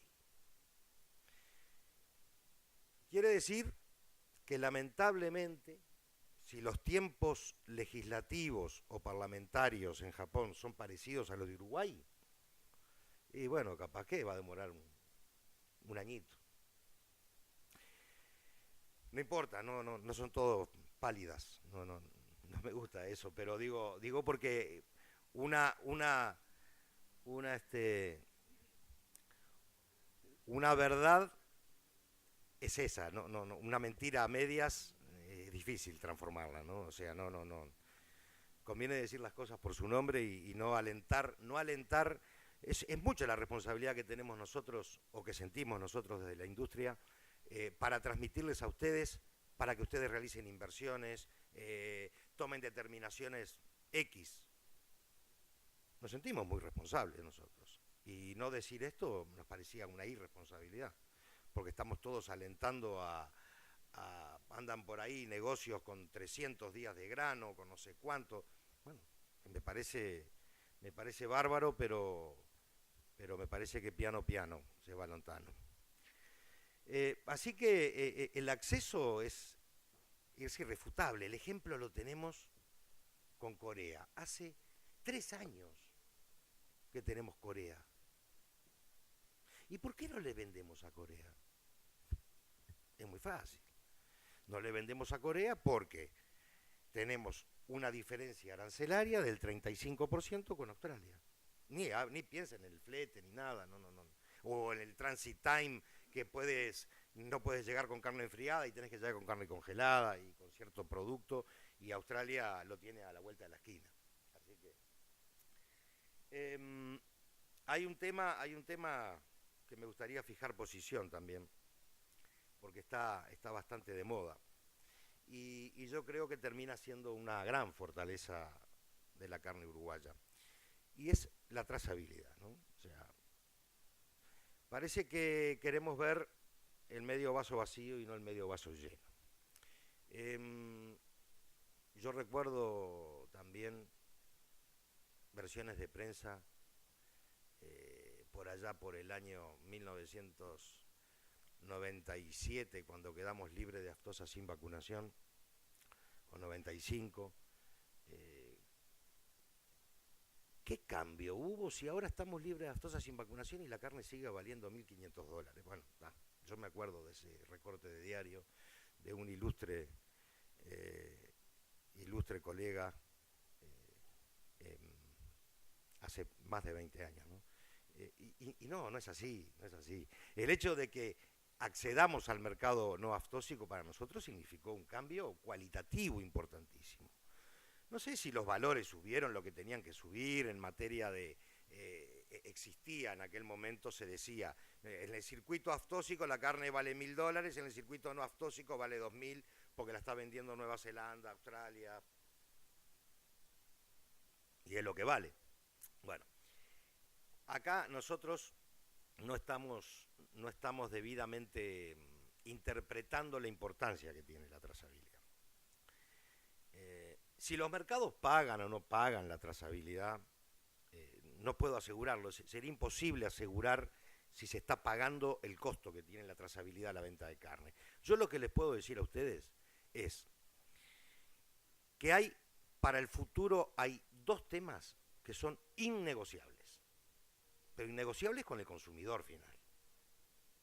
Uno es el bienestar animal y otro es la seguridad alimentaria. Inocuidad y seguridad alimentaria. La inocuidad y seguridad alimentaria se le puede brindar solo y exclusivamente al consumidor si tenemos un sistema de trazabilidad. Y eso se impone en forma agresiva, se va a imponer. No va a haber nadie que no pida saber el origen de las cosas cuando las compra. Ninguna ama de casa, nada en el mundo, ya se está imponiendo. Pero aparte les voy a dar otro dato para que peleemos todos juntos. A todos nos preocupa muchísimo quién paga la trazabilidad. Es una fortuna, al santo botón.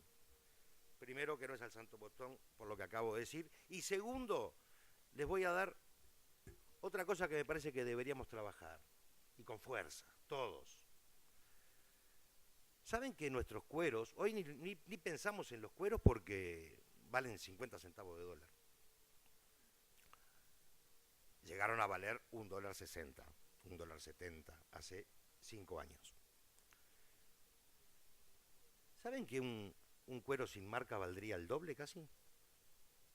¿Y saben ustedes que podemos perfectamente dejar de marcar, insistir en que se deje de marcar, si es que los productores están de acuerdo al tener la trazabilidad? Yo pregunto, ¿cuántos productores hoy miran la marca o leen la caravana? Antes mirábamos la marca o la señal. Ahora, pasale el bastón y es del vecino. Ni más ni menos que el doble. Piensen en eso. Ahí ya la pagarían la caravana, creo. Creo que ya el cuero, no la carne, paga la caravana.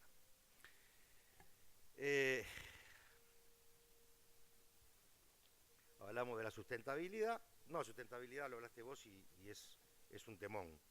Es un temón. Pero yo creo que justamente es uno de los sustentos más importantes que tiene la ganadería en Uruguay. Nadie va a dudar de la sustentabilidad de la ganadería con respecto a la sustentabilidad de la agricultura. Me parece que hay un abismo. Entonces, creo yo que nuestro sistema ganadero es un sistema muy sustentable y que puede, sin duda, hacer que nuestro gran capital, que es el campo, cuidarlo y cuidarlo cada vez más.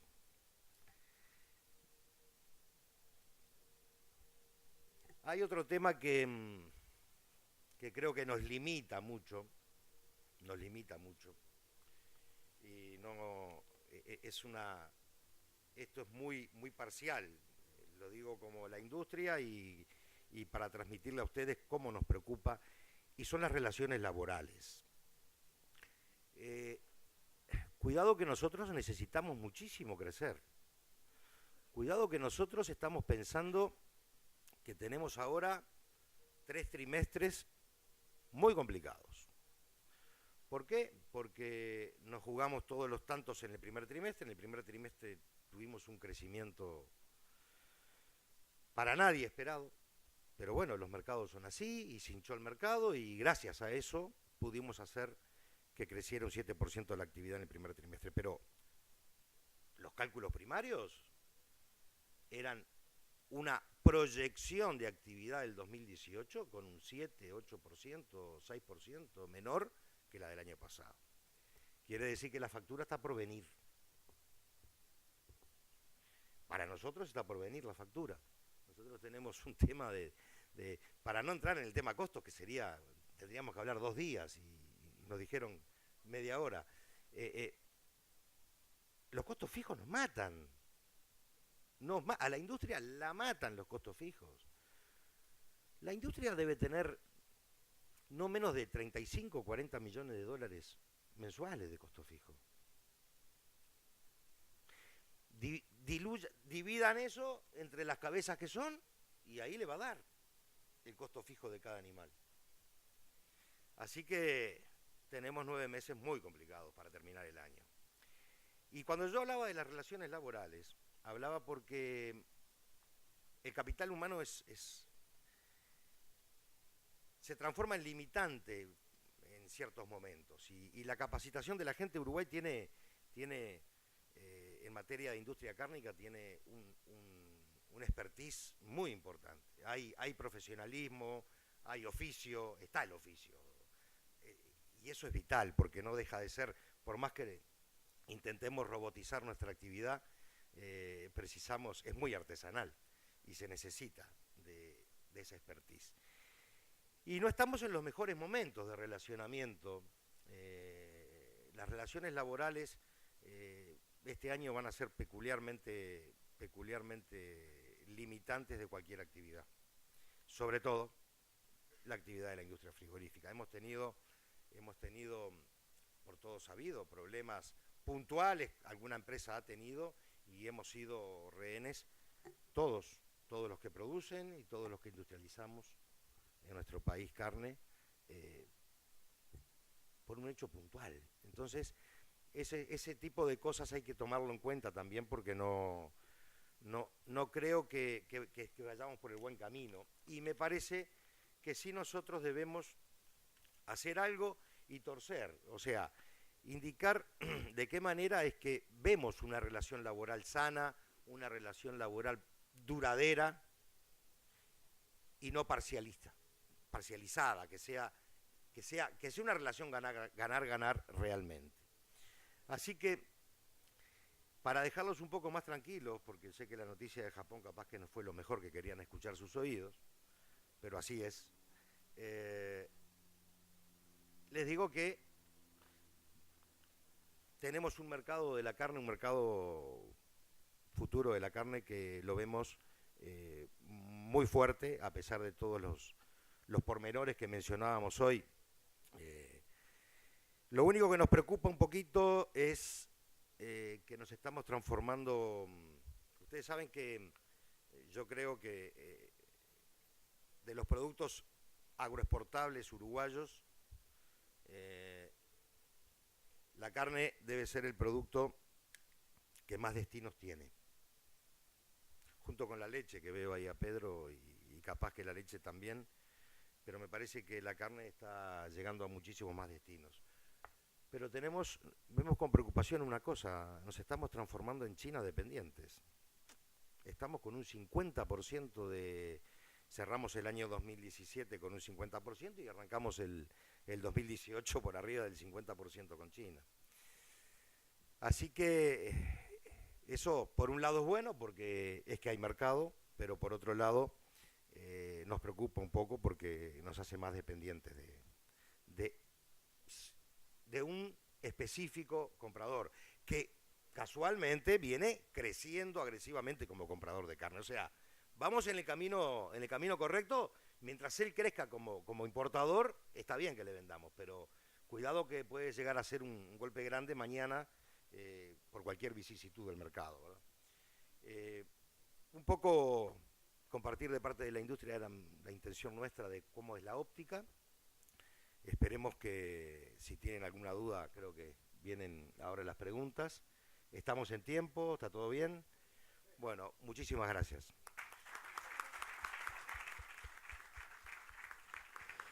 Gracias y vamos a comenzar con las preguntas. Alberto, estuviste hablando de la cuota 481, se habla de una posible o de un posible acuerdo Europa-Estados Unidos en el tema cuota, que Europa le reservaría un porcentaje de la cuota exclusivamente para Estados Unidos. ¿Qué información tiene la industria con respecto a estas versiones que están circulando, un posible acuerdo que podría incluso entrar en vigencia en 2019?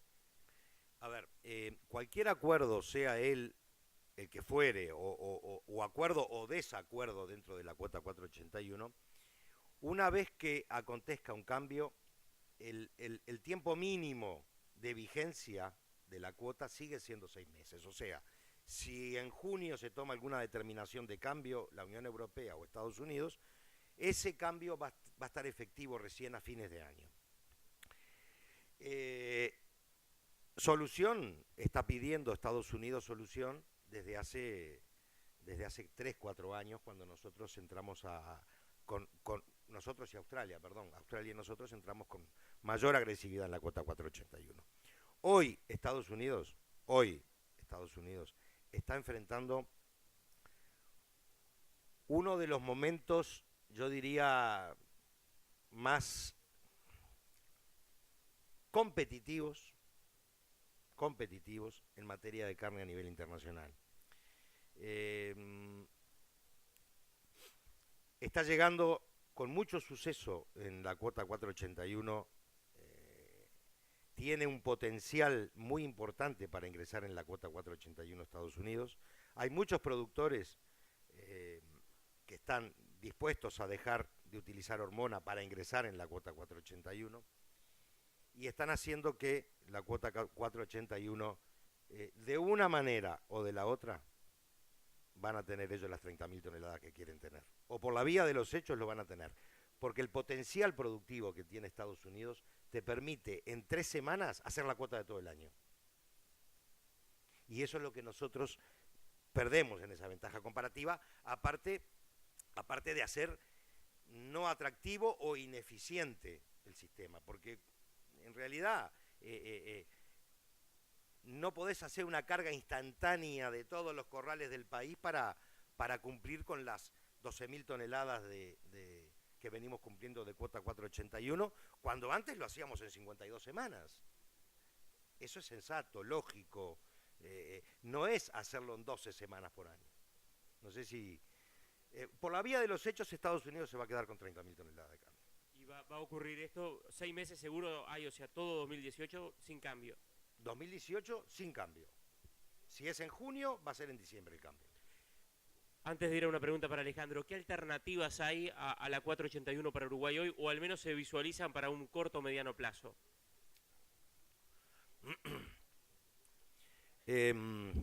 Sí, alternativas hay. Ninguna de ellas a valores de cuota 481 y a fluidez de cuota 481. De pronto hay alternativas, pero no hay alternativas para 150.000 novillos como estás representando la cuota 481. Capaz que hay alternativas para 20 o 30.000, no sé. Y ninguna de ellas, vuelvo a repetir, Japón, por el full set americano, está pagando $7.500. Así que ahí está. Ahí tenemos estamos comparando con un full set que lo estamos vendiendo en $9.000 en la cuota 481. Iríamos a ese mercado, por ejemplo, cuando tengamos Japón. Ricardo, te traslado las dos preguntas que le hacía Alberto también como miembro de Junta. ¿Cómo ves el tema cuota 481 y qué alternativas considerás que puedan aparecer, de acuerdo incluso a lo que ha sido la experiencia de INAC de explorar algunos otros mercados? Hola.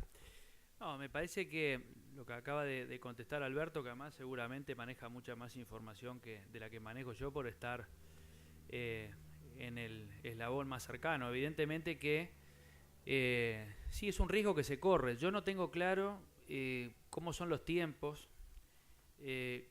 cómo se puede manejar eso desde el punto de vista también de la Organización Mundial de Comercio, porque hay que ver también la historia de cómo surge esta cuota. Si es tan fácil para Estados Unidos, lo que decía Alberto, bueno, por la vía de los hechos. Yo no tengo muy claro cómo puede ser el proceso político, ¿verdad?, para que realmente esta cuota tenga un cambio. No lo sé, no lo conozco. Sabemos que Estados Unidos es una potencia mundial y va a terminar haciendo en el fondo lo que tenga que hacer. Es parte de lo que hablaba yo hoy de la posibilidad de estas guerras comerciales que se están haciendo. Hay algunos analistas que incluso están planteando la posibilidad de lo que puede ser un retiro de Estados Unidos de la Organización Mundial de Comercio. Es decir, porque con Donald Trump sabemos que hay cosas que pueden pasar, las cosas más inesperadas pueden pasar. Con respecto a cuáles son los destinos, sí, yo coincido, obviamente, los destinos que mencionaba Alberto con respecto a poder suplantar la cuota 481 con animales de terminación a corral. Yo lo que decía hoy, la cuota 481 hay que verla desde el punto de vista de ese dinamismo que ha generado en el país, en toda la cadena, pero yo siempre digo otra cosa, que hay que ver que es muy difícil medir la evolución de la ganadería deslindada de lo que es el crecimiento agrícola. Yo quiero ver hacia adelante cómo va a ser también el desarrollo de la agricultura, qué es lo que va a pasar. Es muy difícil pensar en que se va a mantener todo este ciclo y todo este proceso productivo que tuvimos en estos últimos años. Yo no mostré gráficas, pero las gráficas además lo que están mostrando es que está aumentando la edad de faena. Esto es independientemente de lo que pueden ser los corrales de engorde, pero está directamente asociado a lo que es la suplementación dentro de lo que son todos los ciclos productivos. Entonces, en esto de la ganadería, que es un proceso lento, en donde sabemos que lleva 2, 3 años hacia adelante proyectar cualquier empresa, yo creo que también hay que mirar cómo va a ser el impacto que puede tener este problema que para mí está en puerta de la agricultura hacia adelante y cómo va a ser la evolución del sector como sector, es decir, la agricultura ligada a la ganadería y el desarrollo de la ganadería que está directamente vinculado a lo que es la agricultura, porque de allí es donde van a depender, entre otras cosas, los costos del grano, por ejemplo. Entonces, parece que es bastante más complejo el tema. Respecto a los mercados, te reitero, me parece que es Alberto la persona para responder. Alejandro, como articulador, como operador del mercado, obviamente que bueno, ya todos coinciden con respecto a lo que ha sido el efecto de la 481 dentro de la ganadería de nuestro país. Este escenario, si uno lo proyecta hacia adelante, ¿cómo lo visualizás dentro de lo que puede ser el contexto para la ganadería de nuestro país? Y bueno, obviamente que es negativo, ¿no? Porque si por algún momento, por algún motivo merma la actividad que hoy ha sido dinamizadora, y de hecho muchas empresas, algunos que están acá seguramente han reconvertido su producción o su estrategia en sus establecimientos a un ciclo, como quieran llamarle, completo, pero donde los animales, los machos son terminados para mandar a un corral. Obviamente que ese cambio va a tener los dolores de parto propios de cualquier cambio y va a hacer, vamos a tener que pensar cómo reconvertir esa actividad.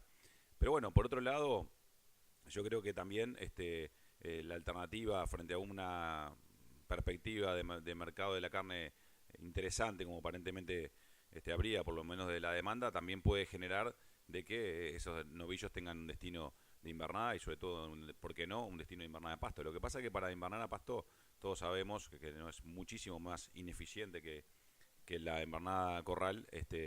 Tiene que tener o tenemos que buscar esas estrategias afuera, esas estrategias verdes, por decir una manera, para que realmente se valore ese producto también, ¿no? Es decir, ese novillo, yo realmente en un mundo que valora mucho más un animal o una carne producida a pasto que una carne producida a grano, creo que el Uruguay tiene un potencial enorme y debería aprovecharlo. Insisto, yo creo que es negativo, ojalá que el sistema de la cuota existiera y se siga sosteniendo, porque creo que también hay lugar para todos, pero sin ninguna duda que en lo inmediato o en el corto plazo va a ser nocivo, ¿no? Va a ser negativo. Alejandro, hay una pregunta bien interesante que tiene que ver con el futuro, con lo que vistes en Holanda, con todo lo que se habló allí. Se mencionó algo de la carne producida en laboratorio de la carne artificial? Sí, se mencionó, se habló, creo que fue uno de los temas que se habló en alguna presentación, creo que se está muy lejos, por lo que decía, la gente entendía el tema, había una empresa que lo presentó puntualmente, se habló mucho de eso, se habló mucho del Brexit, que no lo comenté acá porque creo que no tienen claro qué es lo que va a pasar, lo menciono porque me olvidé en la presentación, si alguien tiene alguna duda con respecto a qué es lo que va a pasar con el Brexit, bueno, créanme que los holandeses, cuyo segundo mercado o su segundo mercado después de Alemania es Inglaterra, no tienen ni idea cómo va con el desenlace de esa salida de Inglaterra del Reino Unido, perdón, de Europa. Y con respecto a la producción de carne en el laboratorio, sí, se habló, pero se ve como algo realmente muy lejano y, por supuesto, vuelvo a insistir, con una demanda a partir del crecimiento demográfico que va a superar cualquier tipo de volumen de producción que se pueda hacer de ese tipo de carne, ¿no? Una pregunta, Ricardo, ¿qué opinión tenés con respecto al tema de trazabilidad que Alberto hace un rato lo mencionaba como una fortaleza? Bueno, ¿qué opinión tengo al respecto? ¿Respecto a qué? Al sistema de trazabilidad hay varias puntas, ¿no? Por un lado el tema del costo, el costo-beneficio, creo que lo podríamos enfocar por ese punto fundamentalmente. Pues yo tengo algunos apuntes que venía haciendo.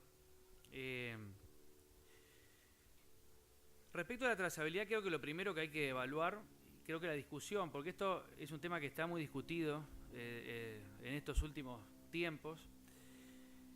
Primero, la discusión creo que no es sobre la trazabilidad, que hay que aclararlo eso, sobre todo para quienes no son tan cercanos al sector, sino que es sobre la obligatoriedad de la trazabilidad. Me parece que ahí no hay dos discusiones, porque hay mercados que sin trazabilidad directamente no se entra, como mostrábamos ahí, estábamos hablando de la cuota 481 del mercado europeo.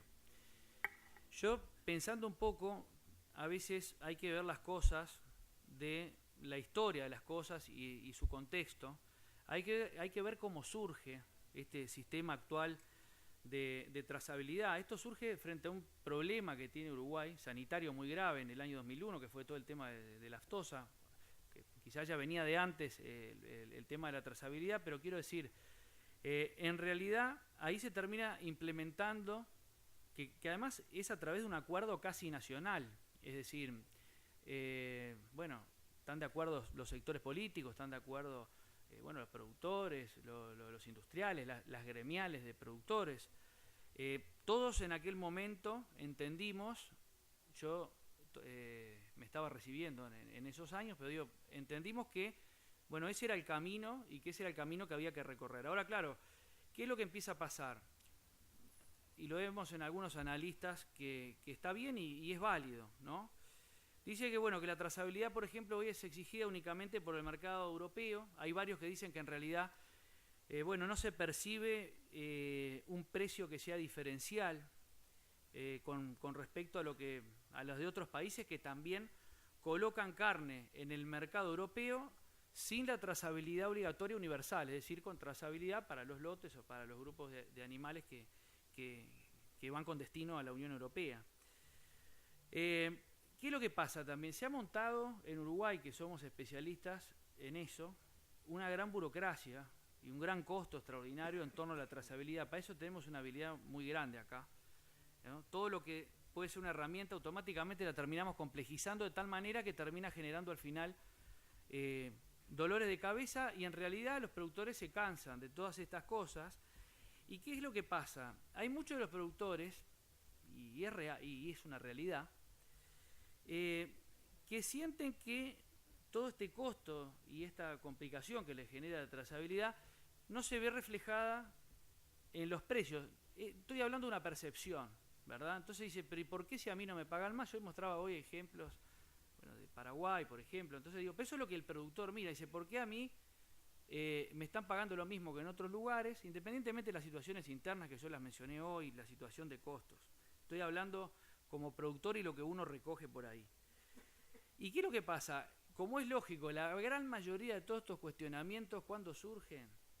Y cuando los números empiezan a no cerrar, cuando los números empiezan a cerrar en rojo, con rentabilidad negativa, que es lo que está pasando hoy.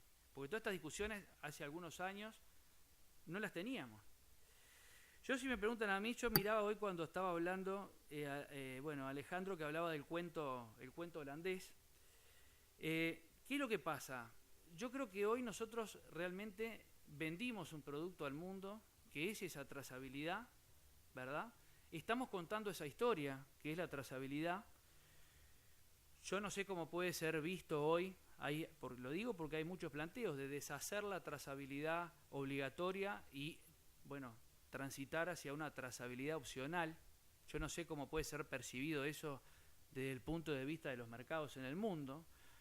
Yo creo que esto es como el diario del lunes. Lo que se hizo, se hizo.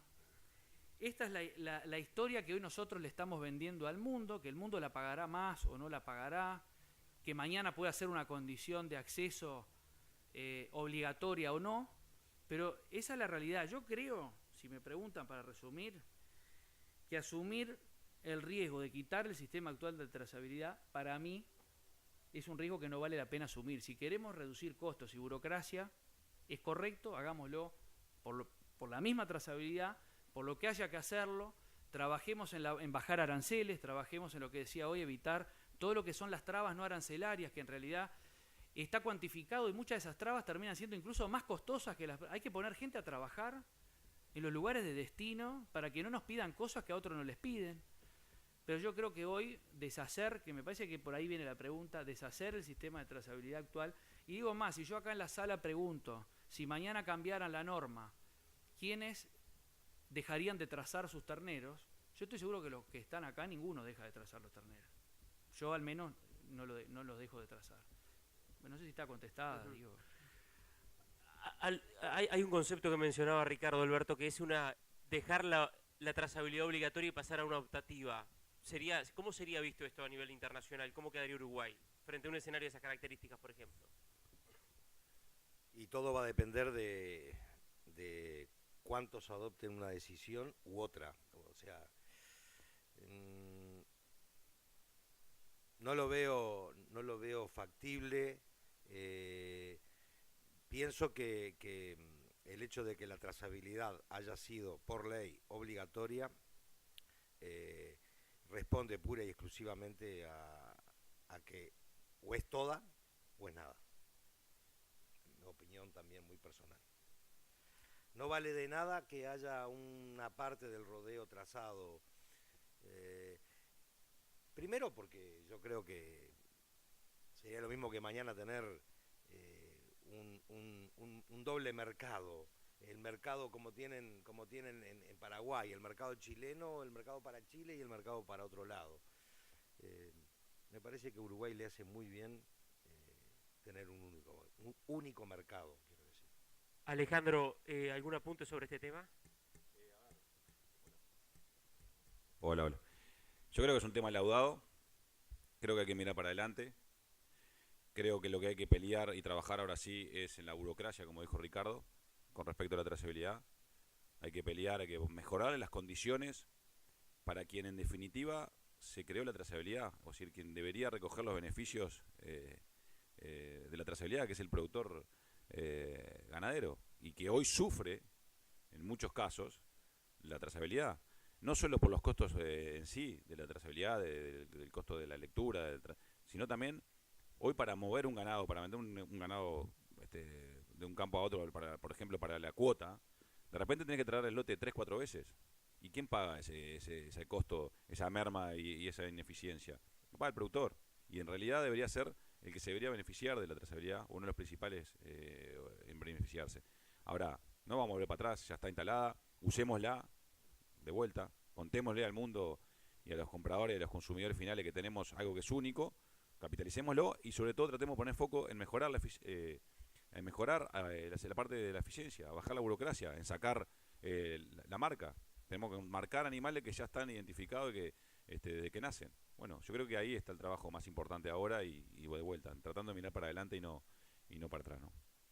La última pregunta. Preguntale a Alberto si el novillo llega en agosto a 3.70. No me queda otra, Alberto. O sea, no... Ya hay negocios por arriba.